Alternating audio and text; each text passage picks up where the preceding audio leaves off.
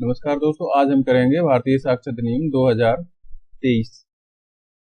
इसकी एक क्लास कल हो चुकी है, आज है पार्ट 2।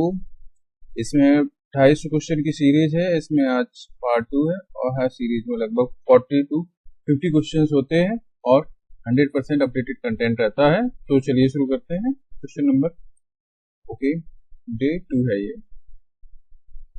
ठीक, तो अगले क्वेश्चन पर चलते हैं और हमारा अगला क्वेश्चन है 11 नंबर और ये कहता है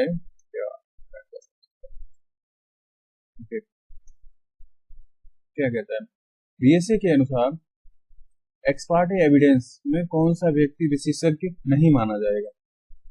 ऑप्शन ए फिंगरप्रिंट विशेषज्ञ, ऑप्शन बी हैंड राइटिंग विशेषज्ञ, ऑप्शन सी धर्मगुरु जो नैतिकता पर राय देता है, ऑप्शन डी डिजिटल फॉरेंसिक विश्लेषक। आंसर कीजिए। Time start now.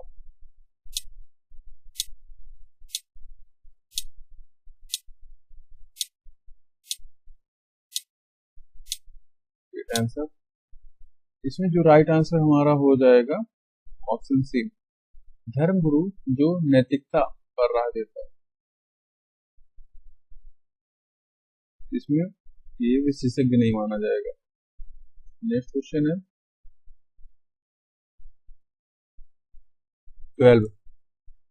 यदि कोई दस्तावेज इलेक्ट्रॉनिक माध्यम से हस्तांतरित है तो उसकी प्रामाणिकता कैसे सिद्ध की जाती है? ऑप्शन ए सेक्शन 86 के अंतर्गत डिजिटल सिग्नेचर प्रमाण पत्र द्वारा, ऑप्शन बी मौखिक गवाही द्वारा, ऑप्शन सी यह स्वतः मान्य होती है, या ऑप्शन डी किसी भी प्रकार के प्रमाण पत्र की आवश्यकता नहीं होती है। आंसर कीजिए।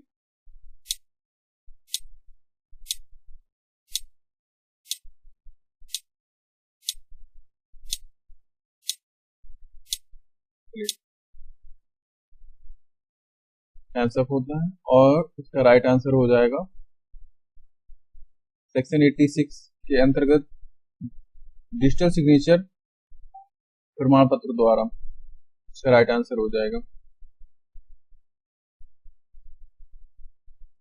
तो मुझे लगता है कि 10 सेकंड काफी होते हैं, मतलब इससे थोड़ा वीडियो भी लेंदी हो जाती है, तो 5 सेकंड इनफ है।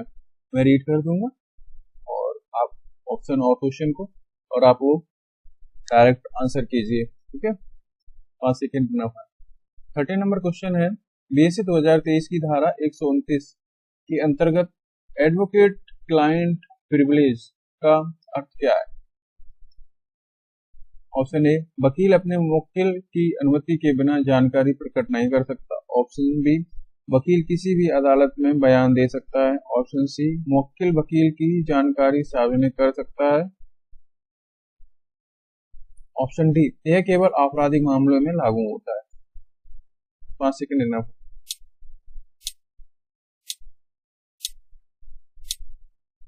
आंसर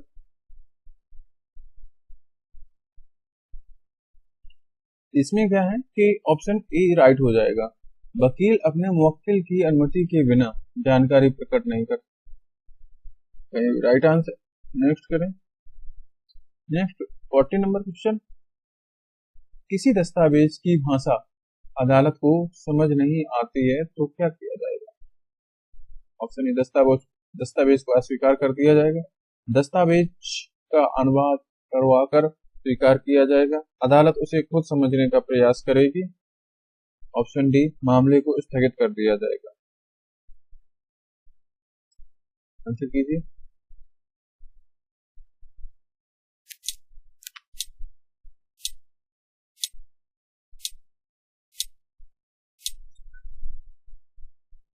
इसका राइट आंसर हो जाएगा ऑप्शन डी दस्तावेज का अनुवाद कराया जाएगा और उसके बाद यह स्वीकार किया जाएगा। चलिए नेक्स्ट क्वेश्चन।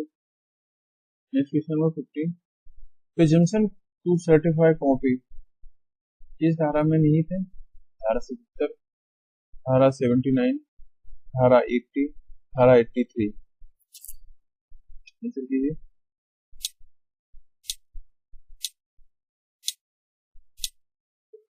आंसर, इसमें राइट आंसर हो जाएगा धारा 89, राइट आंसर है। अगला क्वेश्चन, सॉरी, हाँ, कुछ भाई लोग कह रहे थे, टेलीग्राम पे मैसेज किया भाई लोगों ने कि लेवल थोड़ा इजी है, तो इसको आज मैंने थोड़ा इंक्रीज किया है। चलिए देखते हैं, आप लोग आंसर कीजिए। चलिए, एक व्यक्ति पर आरोप है कि उसने जानबूझकर अपने मित्र को झूठा बयान देने के लिए प्रेरित किया। मित्र अदालत में झूठ बोलता है, यह किस प्रकार का साक्ष्य अपराध है? डायरेक्ट एविडेंस, सर्कमस्टेंशियल एविडेंस और अबेटमेंट ऑफ फॉल्स एविडेंस, और option B hostile evidence.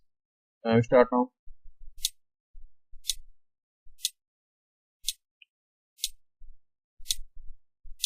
Answer, तो इसमें राइट आंसर हो जाएगा अबेटमेंट ऑफ फॉल्स एविडेंस हो जाएगा। नेक्स्ट क्वेश्चन है, धारा 58 के अनुसार यदि कोई पक्ष किसी तथ्य की को स्वीकार कर लेता है तो उस तथ्य को फिर भी सिद्ध करना आवश्यक होगा। वह तथ्य सिद्ध करने के लिए आवश्यकता नहीं है, केवल मौखिक रूप से सिद्ध किया जा सकता है या न्यायालय उस पर विचार नहीं करेगा। आंसर कीजिए।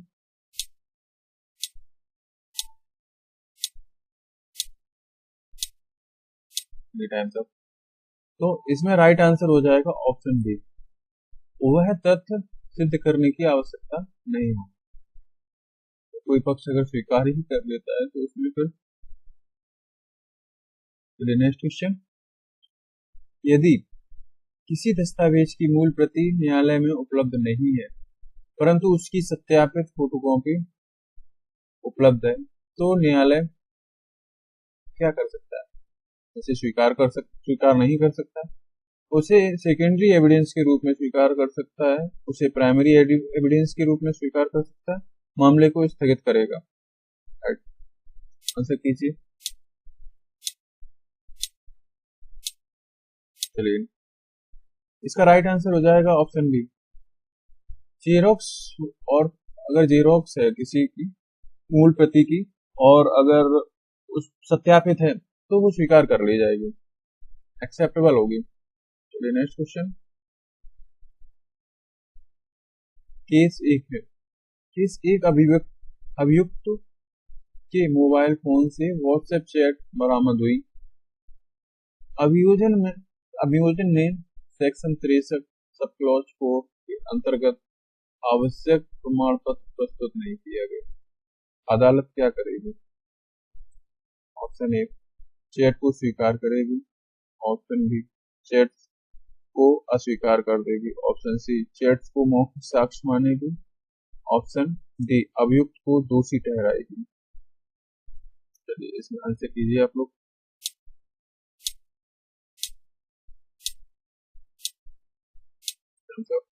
तो इसमें जो कि उसने अभी चैट बरामद हुई है लेकिन अंतर्गत प्रमाण पत्र प्रस्तुत नहीं किया है तो वो अस्वीकार कर दी जाएगी, चैट्स को अस्वीकार कर दिया जाएगा। अगला क्वेश्चन देखते हैं, क्वेश्चन नंबर 5, धारा 115 के स्टोपल सिद्धांत के अनुसार यदि कोई व्यक्ति किसी तथ्य को स्वीकार कर लेता है, ऑप्शन ए, तो वह बाद में उसका खंडन कर सकता है, ऑप्शन बी, वह उसी तथ्य के विपरीत कुछ नहीं कह सकता, ऑप्शन सी, न्यायालय उसे नया अवसर देगा, ऑप्शन डी, वह केवल मौखिक रूप से बदल सकता है। तो इसका राइट आंसर हो जाएगा ऑप्शन डी, उसी तथ्य के विपरीत कुछ नहीं कह सकता है। अगर एक बार एक्सेप्ट कर लेता है स्टोपल के सिद्धांत के अनुसार तो वो उसके अगेंस्ट फिर कुछ नहीं कह सकता है। चलिए नेक्स्ट क्वेश्चन देखते हैं, क्वेश्चन नंबर 6 आता है, किसी अपराध के चश्मदीद साक्षी या गवाह ने अभियोजन पक्ष में बयान दिया, परंतु अदालत में उसने विरोधी बयान दे दिया। जब पहले पक्ष के में बयान दिया लेकिन फिर विरोध में बयान कर दिया, तो यह साक्षी कहलाएगा। कौन सा होगा? एक्सपर्ट विटनेस, हॉस्टाइल विटनेस और कोरैबोरेटिव विटनेस और कैरेक्टर विटनेस। आंसर कीजिए आप लोग।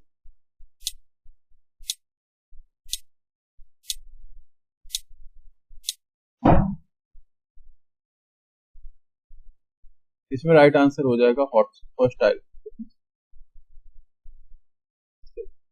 अगला प्रश्न देखते हैं, क्वेश्चन नंबर 7। धारा 63 के अंतर्गत इलेक्ट्रॉनिक रिकॉर्ड को साक्ष्य के रूप में स्वीकार करने हेतु आवश्यक प्रमाण पत्र किससे जारी किया जाता है? ऑप्शन ए किसी भी सरकारी विभाग से, option B electronic evidence examiner से, पुलिस ऑफिसर से या किसी गवाह से। आंसर कीजिए।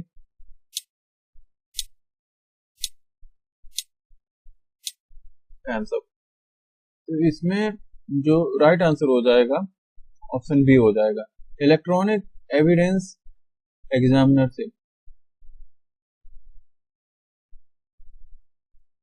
क्वेश्चन नंबर 8 कहता है, केस है आरोपी ने कहा उसने आत्मरक्षा में प्रहार किया, ऐसे में बर्डन ऑफ प्रूफ किस पर होगा?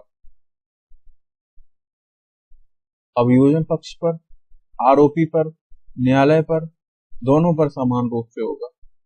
आंसर कीजिए।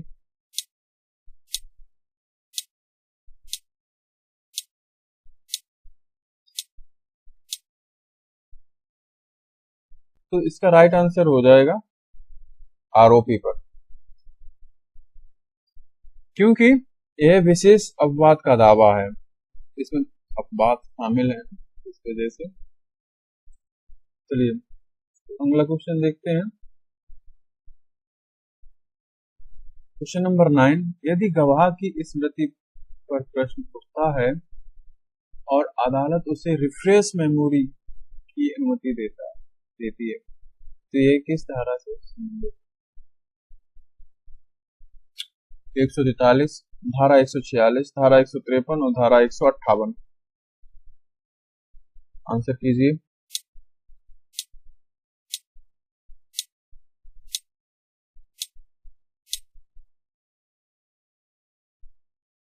इसका राइट आंसर हो जाएगा धारा 158। मुझे ऐसा लगता है कि एक थ्योरी की क्लास होनी चाहिए, 2-3 वो भी 1-2 घंटे की हो, तो उसमें जितनी धाराएं हैं और डेफिनेशंस हैं और केस हैं उनको शामिल कर लिया जाए। आप लोग कमेंट करके बताइए हमें कि क्लास लेनी चाहिए क्या या नहीं। चलिए अगला क्वेश्चन देखते हैं, 10 नंबर। धारा 140 के अनुसार क्रॉस एग्जामिनेशन का उद्देश्य क्या है? साक्ष्य की पुष्टि करना, साक्ष्य की विश्वसनीयता परखना, अभियोजन पक्ष की सहायता करना, साक्ष्य को अस्वीकार करना।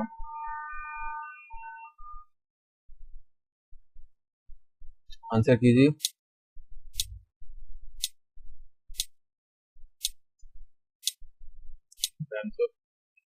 तो इसमें क्या है,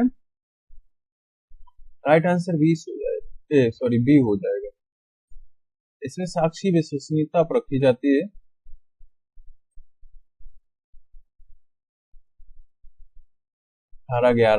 क्वेश्चन नंबर 11। अदालत में एक विशेषज्ञ ने डिजिटल फॉरेंसिक रिपोर्ट दी, परंतु उसका अनुभव सिद्ध नहीं किया गया, क्या है साक्ष्य मान्य? ऑप्शन ए, हाँ, हर विशेषज्ञ की राय स्वतः मान्य होती है। नहीं, विशेषज्ञ की योग्यता सिद्ध होना आवश्यक है, केवल रिपोर्ट पर्याप्त है, अदालत पर निर्भर करता है। आंसर कीजिए।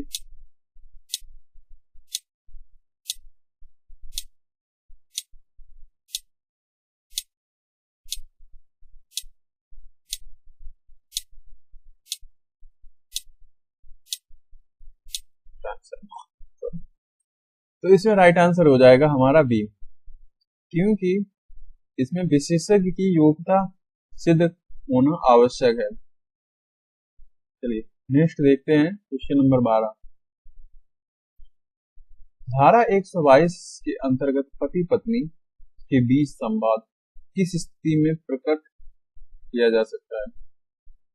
यदि दोनों की सहमति हो, यदि अदालत आदेश दे, यदि अपराध एक दूसरे के विरुद्ध किया गया हो, यह सभी स्थिति में। आंसर कीजिए।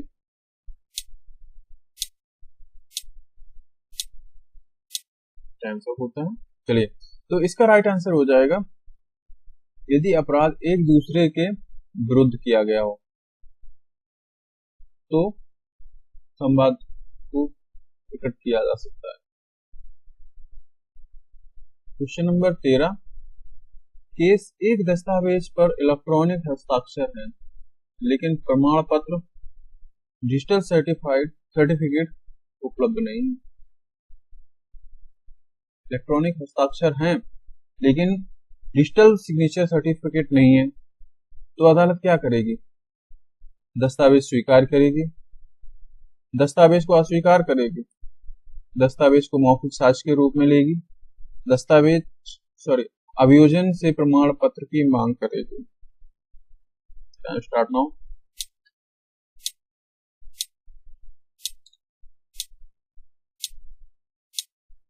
टाइम अप होता है। इसमें राइट आंसर हो जाएगा अभियोजन से प्रमाण पत्र की मांग करेगी। अगर प्रमाण पत्र नहीं देता है अभियोजन तो ये नल एंड वॉइड हो जाएगा, कोई भी वैलिडिटी नहीं रहेगी इसकी।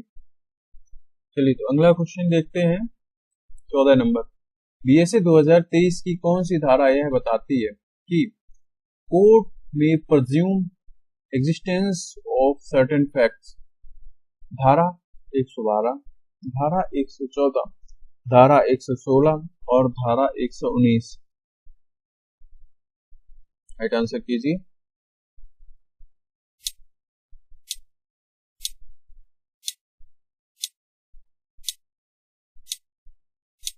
आंसर तो इसका राइट आंसर हो जाएगा धारा 114। अगला क्वेश्चन है, एक आरोपी ने अदालत में गवाही देने से मना कर दिया, क्या यह उसके विरुद्ध माना जाएगा? हाँ, यह अपराध नहीं, गवाही देना उसका अधिकार है, बाध्यता नहीं। यह न्यायालय के विवेक पर निर्भर है, केवल तभी जब अभियोजन मांगे। सर कीजिए।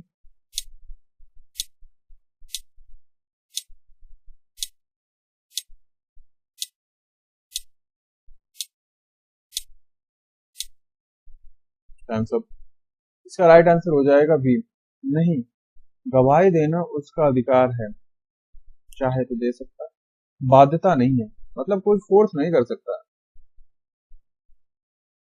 Question number 16। जुडिशियल नोटिस की अवधारणा बीएसए 2023 में कहां पर दी गई है? मतलब किस धारा में जुडिशियल नोटिस दिया गया? 51 में, 52 में, 54 में और धारा 55 में।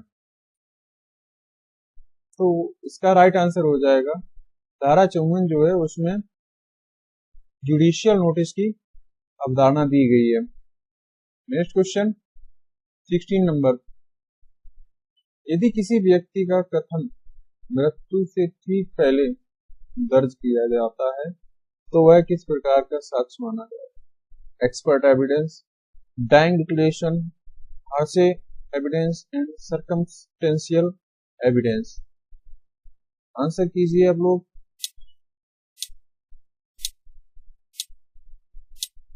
इसको पढ़ते आपको लग ही रहा होगा क्योंकि इसमें डाइंग मतलब इसमें मृत्यु वाला सीन है सब दिया गया और इसमें भी डाइंग दिया गया। हिंदी में लिखा होता तो दोनों मृत्यु हो जाता, इस वजह से थोड़ा ये हो जाता। बाकी डाइंग डिक्लेरेशन ये चाहिए। तो ये धारा क्वेश्चन 18 धारा 86 के अंतर्गत प्रेजेंशन एज टू इलेक्ट्रॉनिक सिग्नेचर का तात्पर्य क्या है? अदालत यह मान सकती है कि रजिस्टर सिग्नेचर असली हैं जब तक विपरीत सिद्ध ना हो, मतलब गलत ना साबित हो जाए। ऑप्शन बी, अदालत स्वयं जांच करेगी। ऑप्शन सी, अदालत इसे अमान्य मानेगी। ऑप्शन डी, केवल तब जब हस्ताक्षर दो व्यक्तियों के बीच हो। आंसर कीजिए।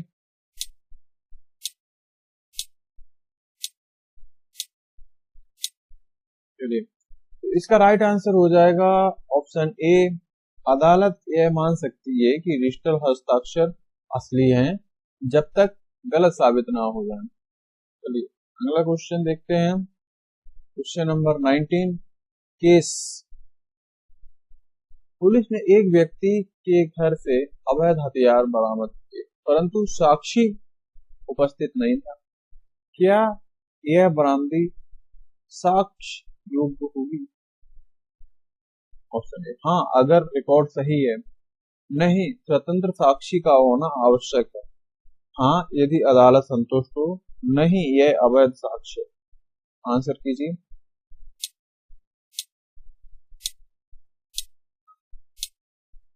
Times up. और इसका राइट आंसर हो जाएगा ऑप्शन सी, हाँ यदि अदालत संतुष्ट हो तो।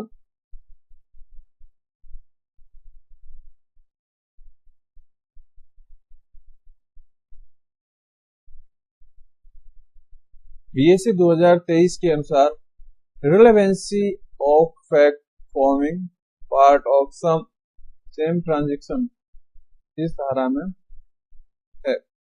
धारा 5, धारा 6, धारा 7, धारा 8। इसका राइट आंसर हो जाएगा धारा 6। अगला क्वेश्चन है, अभी जो थे वो क्वेश्चन थे केस बेसिस थे, मोस्टली क्वेश्चन शायद 20 क्वेश्चन थे, उसमें से 12 क्वेश्चन लगभग होंगे जो केस बेसिस थे। अब ये एनालिटिकल होंगे और केस बेस्ड होंगे। चलिए, और again next question, question number 8।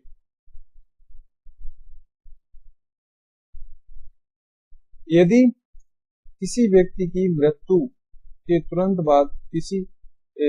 बाद उसका कथन I was shot by R police को मिला, लेकिन पुलिस ने उसे रिकॉर्ड नहीं किया, क्या है डाइंग डिक्लेरेशन माना जाएगा? हाँ, क्योंकि कथन मृत्यु से पहले दिया गया था। नहीं, क्योंकि लिखित नहीं। हाँ, मौखिक डाइंग डिक्लेरेशन भी साक्ष्य योग्य है, केवल तब जब डॉक्टर उपस्थित हो। इसके लिए 10 सेकंड जरूरी है। आंसर कीजिए आप लोग।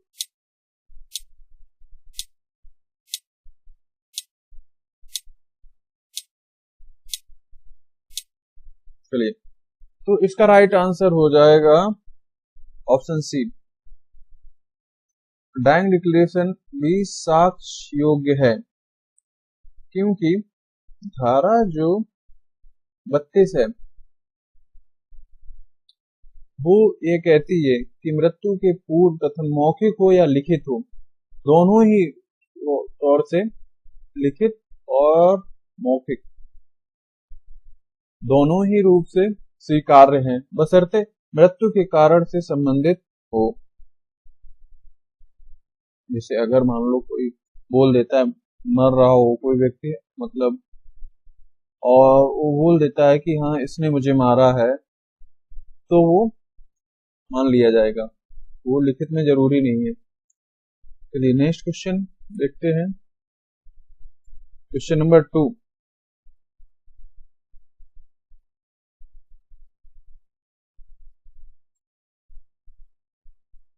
क्वेश्चन नंबर 2, अदालत किन तथ्यों को जुडिशियल नोटिस के रूप में स्वतः मान सकती है? भारत का संविधान, स्थानीय रीति रिवाज, निजी अनुबंध और अभियोजन का कथन। आंसर कीजिए। इसमें सभी क्वेश्चन जो भी अब अगला ये पार्ट है, इसमें जितने भी होंगे 15-20, सभी में 10 सेकंड का टाइम रहेगा। क्वेश्चन थोड़े एनालिटिकल बेस पे हैं तो इस वजह से। चलिए तो देख लेते हैं भारत का संविधान, इसका राइट आंसर हो जाएगा। और ये धारा 54 कहती है कि न्यायालय को कुछ सामान्य तथ्यों जैसे राष्ट्रीय कानून, सार्वजनिक दस्तावेज आदि स्वतः संज्ञान लेने का अधिकार, मान सकती है, अधिकार है। अगला क्वेश्चन है प्रश्न संख्या 3, यदि अभियुक्त और साक्षी के बीच मिली भगत साबित हो जाती है तो गवाह की गवाही स्वतः अस्वीकार कर दी जाती है, आंशिक रूप से अस्वीकार की जाती है, न्याय विवेक से मूल्यांकन करेगा और स्वीकार नहीं रहती है, स्वीकार्य नहीं रहती है। आंसर कीजिए।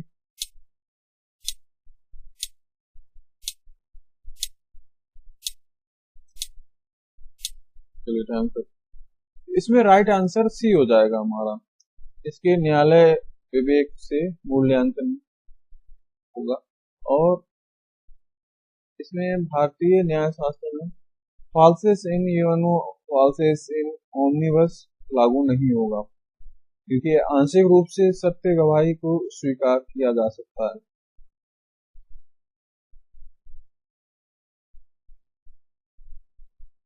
इस वजह से यहाँ पर लागू नहीं होगा फाल्सेस इन यूनो फाल्सेस इन ओमनिबस।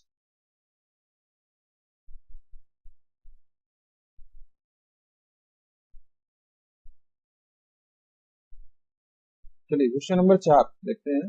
जब किसी व्यक्ति को हॉस्टाइल विटनेस घोषित किया जाता है तो अभियोजन पक्ष क्वेश्चन नंबर ऑप्शन ए उस पर विश्वास नहीं कर सकते, ऑप्शन बी प्रतिपरीक्षा क्रॉस एग्जामिनेशन कर सकता है, उसे गवाही से हटा देता है, उसकी गवाही निरस्त कर देता है। अभियोजन पक्ष, तो अभियोजन पक्ष।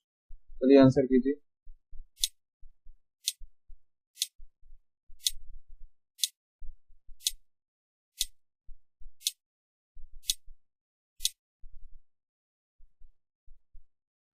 तो इसका राइट आंसर हो जाएगा उसे क्रॉस एग्जामिनेशन कर सकता है,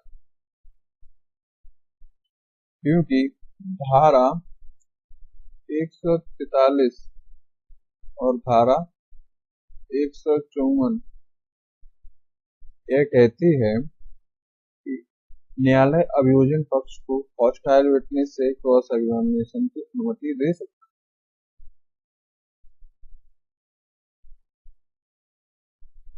अगला क्वेश्चन देखते हैं प्रश्न संख्या 5, कन्फेशन मेड अंडर इंड्यूसमेंट और ट्रीट स्वीकार होता है, आंशिक रूप से स्वीकार होता है, स्वीकार नहीं होता है, पुलिस अधिकारी पर निर्भर करता है। आंसर कीजिए।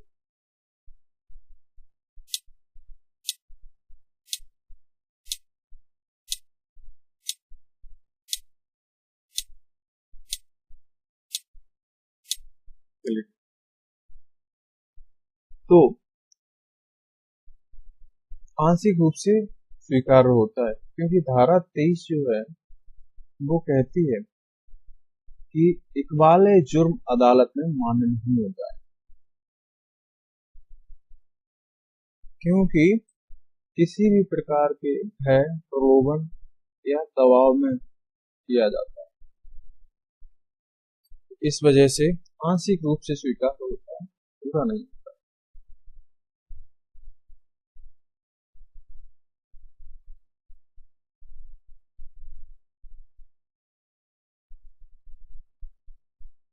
इसका राइट आंसर हो जाएगा ऑप्शन सी, स्वीकार्य नहीं होता है, क्योंकि जो धारा 23 है वो कहती है कि किसी भी प्रकार के भय, प्रलोभन या दबाव में किया गया कन्फेशन मेड अंडर इंड्यूसमेंट और ट्रीट, मतलब दबाव या प्रलोभन या भय के कारण जुर्म अदालत में मान्य नहीं किया जाएगा, मतलब स्वीकार नहीं किया जाएगा। अगला क्वेश्चन है क्वेश्चन नंबर 6। यदि कोई व्यक्ति पुलिस हिरासत में है और उसने बयान दिया, वह साक्ष्य योग्य नहीं है। ऑप्शन बी, केवल न्यायिक मजिस्ट्रेट के समक्ष दिया गया बयान मान्य है। दोनों सही है। पुलिस गवाह के रूप में बयान ले सकती है। आंसर कीजिए।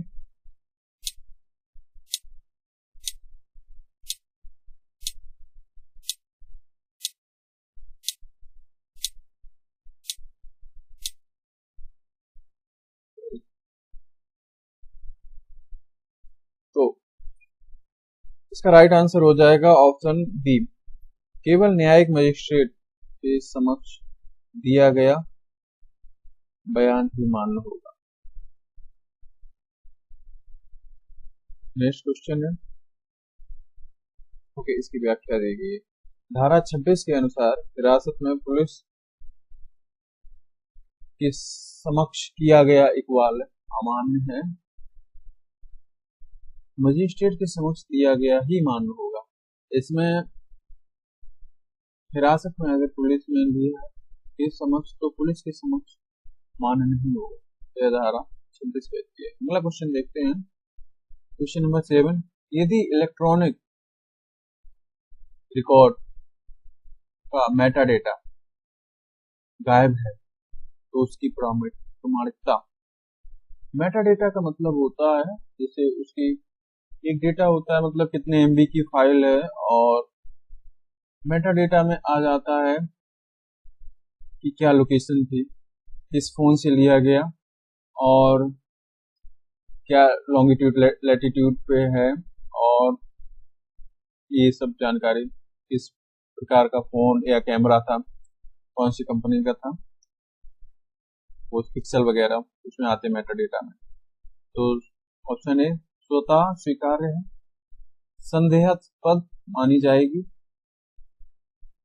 अस्वीकार कर दी जाएगी, पुलिस पर निर्भर करता है। आंसर कीजिए।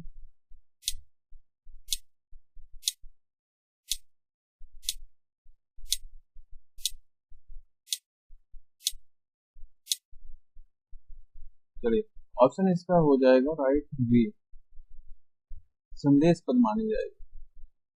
Next question, Meta data electronic record की उत्पत्ति, समय और सत्यता सिद्ध करने में मूल तत्व, तो मतलब इसमें टाइम वगैरह आ जाता है, डेट एंड टाइम कब क्लिक की गई थी, Meta data. Burden of proof किस स्थिति में अभियुक्त पर स्थानांतरित होता है? जब वह कोई अपवाद एक्सेप्शन का दावा करता है, जब अभियोजन असफल होता है, जब अदालत आदेश देती है, या जब कोई गवाह अनुपस्थित होता है। कीजिए।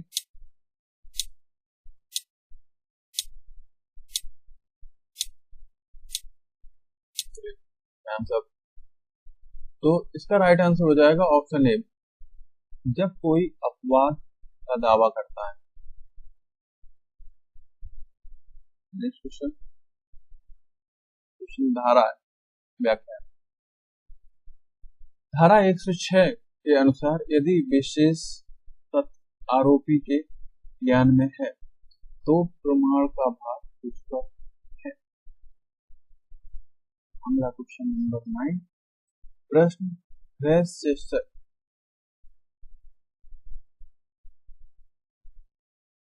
किस धारा से संबंधित? धारा 5, धारा 6, धारा 7, धारा 8। तो ये धारा 6 से संबंधित है। रहस्य व्याख्या इसकी, उन तथ्यों को प्रासंगिक बनाता है जो उसी लेन देन का हिस्सा हो, भले वे प्रत्यक्ष ना हो। ऐसा जरूरी नहीं है प्रत्यक्ष। क्वेश्चन नंबर 10 देखते हैं, कैरेक्टर एविडेंस को अभियुक्त के विरुद्ध कब प्रस्तुत किया जा सकता है? जब अभियुक्त स्वयं अपना चरित्र मुद्दा बनाता है, हर मामले में, केवल सिविल में, केवल अदालत चाहे तब। इसका राइट आंसर हो जाएगा ऑप्शन ए, जब अभियुक्त स्वयं अपना चरित्र मुद्दा बनाता है। इसकी व्याख्या धारा 52 कहती है कि अभियुक्त का चरित्र तभी प्रासंगिक होगा जब वह अपने पक्ष में प्रस्तुत करे। अगला क्वेश्चन है 11 नंबर। धारा 129 के अनुसार वकील अपने मुवक्किल की जानकारी कब प्रकट कर सकता है? यदि मुवक्किल अनुमति दे, यदि जानकारी अपराध से जुड़ी हो, यदि न्यायालय आदेश दे, उपरोक्त सभी। आंसर कीजिए।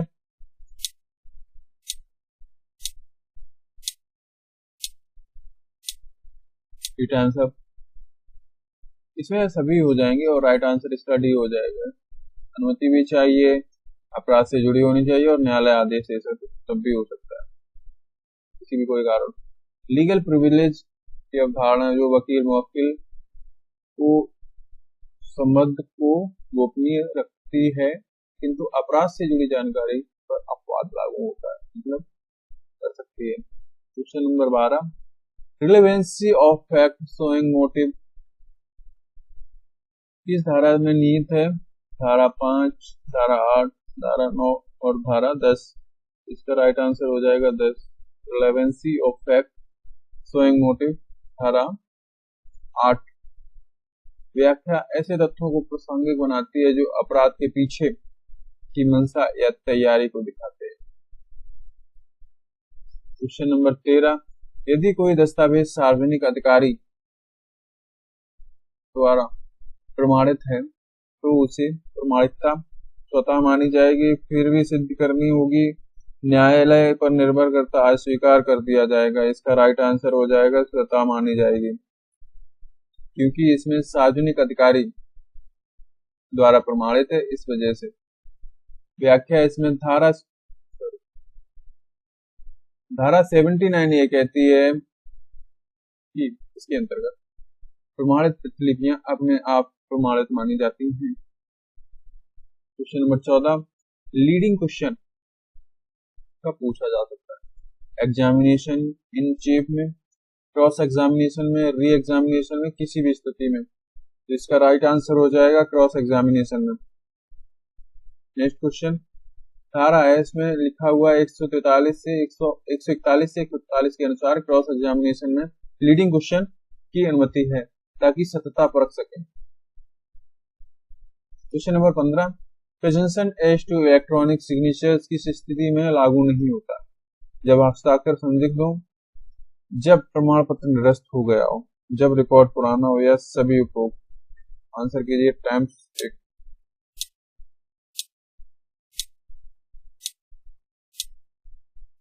चलिए टाइम सब इसके लिए हमारे सभी होंगे। हस्ताक्षर संदिग्ध हो तब भी लागू नहीं होगा, निरस्त हो गया हो तब भी, और पुराना हो तब भी, तो इसलिए इसके राइट आंसर डी हो जाएगा। ऑप्शन सबसे ही सही है। व्याख्या देख लेते हैं। इलेक्ट्रॉनिक हस्ताक्षर या उसका प्रमाण पत्र संदिग्ध, अवैध या निरस्त है तो धारा 86 कहती है अनुमान लागू नहीं होगा। चलिए अगला क्वेश्चन। इसमें विस्तृत उत्तर व्याख्या सहित होंगे। चलिए तो लेवल ठीक ठाक है, आप लोग देख लीजिए, ऐसा नहीं। Case based question. अभियुक्त पर हत्या का आरोप है। अभियोजन पक्ष ने घटना से 10 मिनट पहले अभियुक्त को पीड़ित के घर के पास देखा। यह साक्ष्य है प्रत्यक्ष साक्ष्य, डायरेक्ट एविडेंस, परिस्थितिजन्य साक्ष्य, सर्कमस्टेंशियल एविडेंस, राय साक्ष्य, ओपिनियन एविडेंस, असंगत साक्ष्य, इररिलेवेंट एविडेंस। आंसर कीजिए आप लोग। चलिए इसमें 10 सेकंड मिलेंगे आप।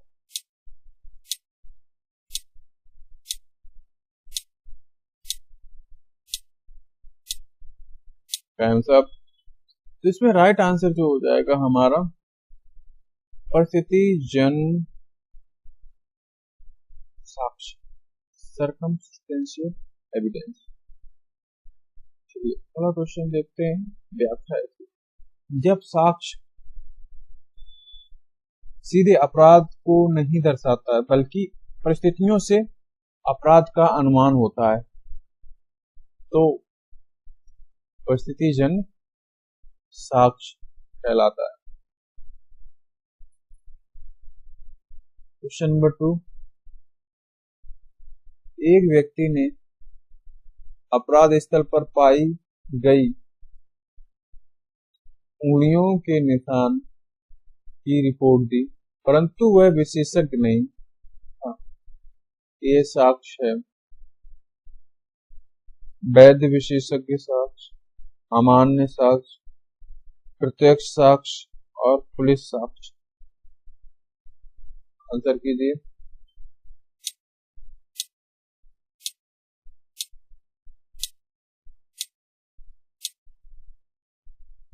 Times up.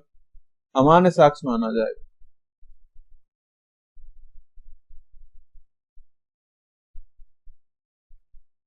धारा 45 कहती है, धारा 45 कहती है कि केवल योग्य विशेषज्ञ की राय ही विशेषज्ञ साक्ष्य मानी जाएगी। क्वेश्चन नंबर 3, यदि अभियुक्त ने अदालत में अपनी ही पूर्व लिखित स्वीकृति कन्फेशन से इनकार किया तो न्यायालय कन्फेशन को त्याग देगा, उसकी तुलना अन्य साक्ष्य से करेगा,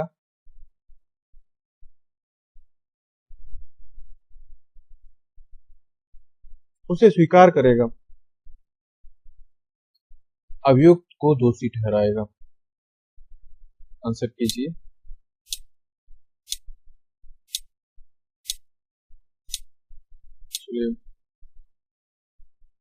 इसका राइट आंसर हो जाएगा इसकी तुलना अन्य साक्ष्यों से भी करेगा।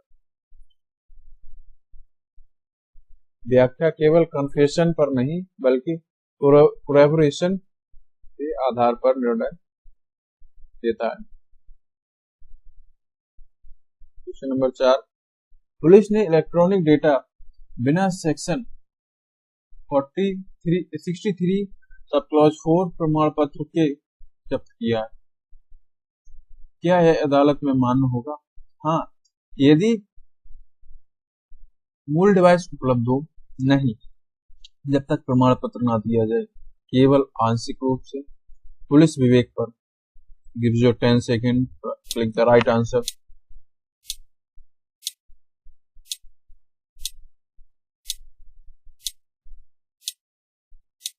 चलिए टाइम्स अप एंड इसका राइट आंसर भी हो जाएगा। नहीं, जब तक प्रमाण पत्र ना दिया जाए, बिना प्रमाण पत्र के मान्य नहीं किया जाएगा। क्वेश्चन नंबर व्याख्या देख लो, वही व्याख्या ताकि डेटा की सत्यता व अखंडता सिद्ध हो सके। धारा 304। प्रश्न संख्या 4, presumption as to foreign judicial record किस धारा में दिया गया है? धारा 80, धारा 85, धारा 88 और धारा 90। इसका राइट आंसर हो जाएगा 85 धारा कहती है presumption as to foreign judicial record, धारा 85 में दिया गया है। विदेशी न्यायालयों के अभिलेखों को प्रिजम्पटिव वैलिडिटी देती है जब तक विपरीत सिद्ध ना हो। मतलब अगर विपरीत सिद्ध हो जाते हैं तो विदेशी न्यायालय के अभिलेख भी नल एंड वॉइड हो जाएंगे, अमान्य से। केस नंबर 6, एक डॉक्टर ने अदालत में यह कहा कि मृतक को जहर दिया गया था परंतु पोस्टमार्टम रिपोर्ट ऐसा नहीं। अदालत क्या करेगी? डॉक्टर की राय स्वीकार करेगी, रिपोर्ट को अधिक विश्वसनीय मानेगी, दोनों को अस्वीकार करेगी, अभियुक्त को निर्दोष मानेगी। चलिए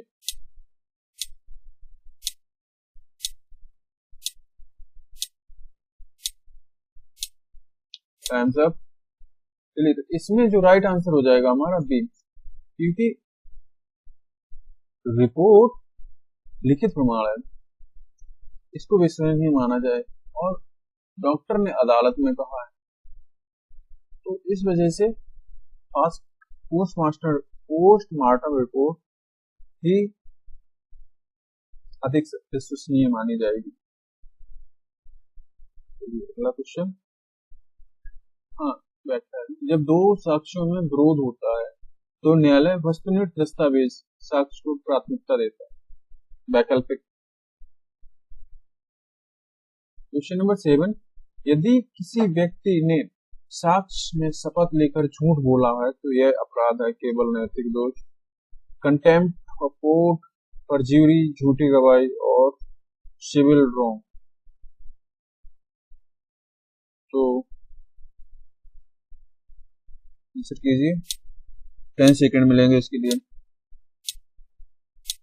राम साहब, तो इसका राइट आंसर हो जाएगा परज्यूरी, और इसमें लिखा हुआ भी झूठी गवाही, और यहाँ भी लिखा है इससे कर सकते। झूठी गवाही, झूठी शपथ लेकर गवाही देना भारतीय न्याय संहिता की धारा 227 कहती है कि दंडनीय अपराध है ये, इस पे दंड मिलेगा। केस एक गवाह को अपनी गवाही के दौरान अपने पूर्व नोट्स देखने की अनुमति दी गई है। यह किस धारा से संबंधित है? धारा 158 रिफ्रेश मेमोरी, धारा 160 हॉस्टाइल विटनेस, धारा 186 जुडिशियल नोटिस और धारा 180 प्रूफ ऑफ डॉक्यूमेंट। तो आंसर कीजिए, 5 सेकंड।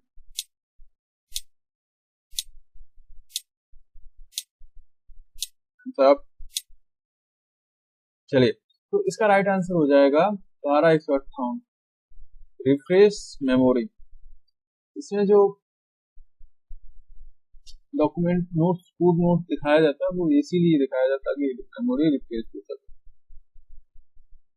ताजा स्मृति ताजा करने के लिए, दिखाने के अनुकूल देखने का।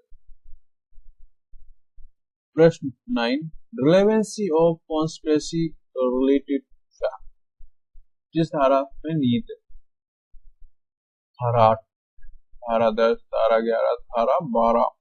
इसका राइट आंसर हो जाएगा धारा 10 में लिखा हुआ relevancy of conspiracy related fact. चलिए, इस धारा 10 में षड्यंत्र में शामिल सभी व्यक्तियों के कार्य एक दूसरे के विरुद्ध साक्ष्य के रूप में स्वीकार्य होते हैं। क्वेश्चन नंबर 10, यदि किसी व्यक्ति की तस्वीर सीसीटीवी से प्राप्त हुई परंतु कैमरा टाइम गलत हो, ओके, साक्ष्य नष्ट कर दिया जाएगा, साक्ष्य फिर भी प्रासंगिक रह जाता है, यह इलेक्ट्रॉनिक फ्रॉड माना जाएगा। पुलिस विवेक पर निर्भर है। आंसर कीजिए, इसमें 10 सेकंड है आपके पास।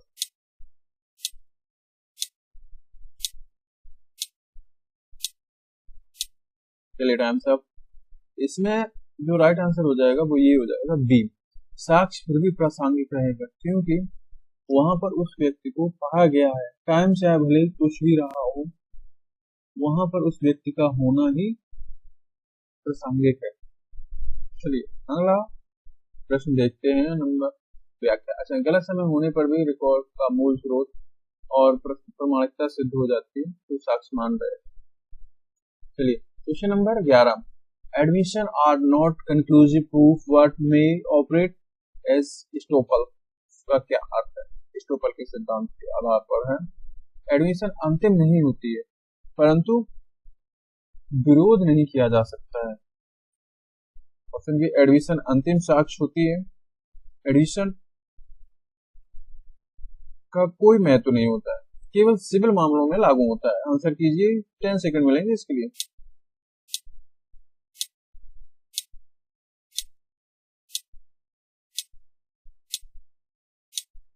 चलिए टाइम सब, हाँ, तो इसका राइट आंसर हो जाएगा अंतिम नहीं होती है, एडमिशन अंतिम नहीं होती है, परंतु विरोध नहीं किया जा सकता इसका।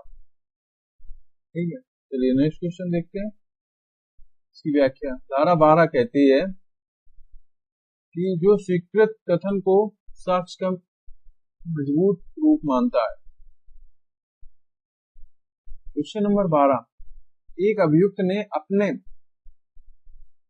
मित्र के घर अपराध छिपाने के लिए हथियार रख दिया, तो क्या मित्र पर भी अभियोजन चल सकता है?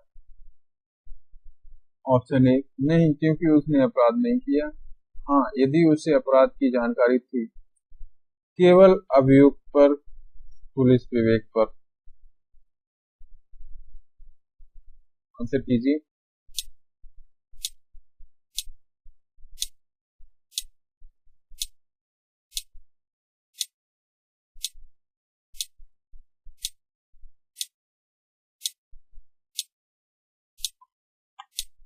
चलिए टाइम्स अप, ज्यादा हो गया।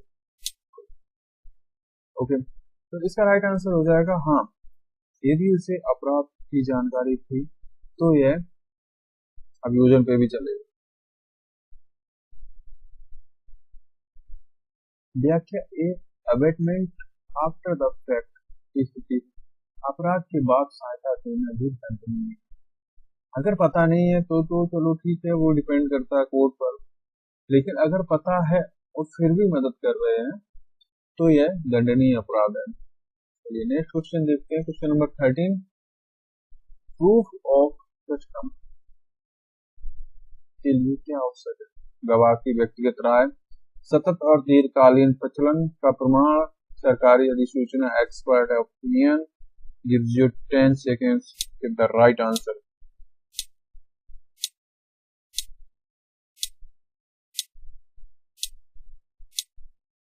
Times up. चलिए, तो इसका राइट आंसर हो जाएगा सतत, कंटिन्यूअस एंड लॉन्ग टर्म, दीर्घकालीन प्रचलन का प्रमाण आवश्यक है।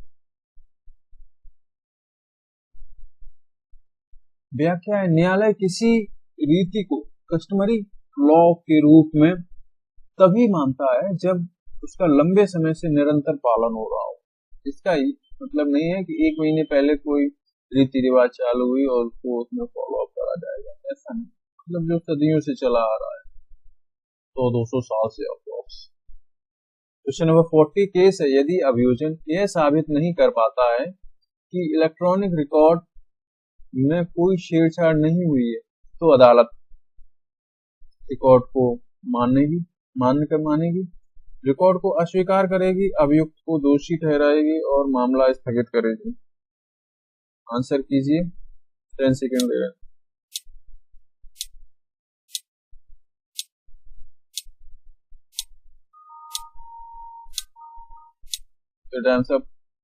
तो इसमें रिकॉर्ड को अस्वीकार करेगी, क्योंकि यह साबित नहीं कर पाया तो अस्वीकार हो ही जाएगा। इलेक्ट्रॉनिक साक्ष्य की वैधता इंटीग्रिटी एंड ऑथेंटिसिटी पर निर्भर करती है। छेड़छाड़ सिद्ध न होने पर यह इनएडमिसिबल हो जाता है।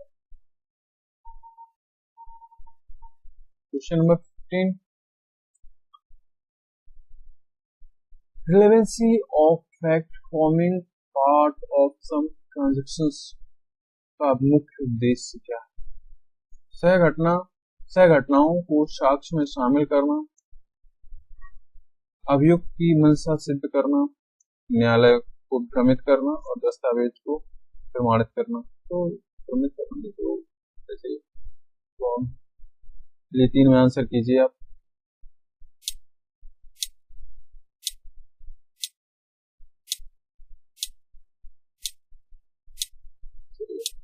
आंसर, एंड इसका राइट आंसर हो जाएगा सह घटनाओं को साक्ष्य में शामिल करना।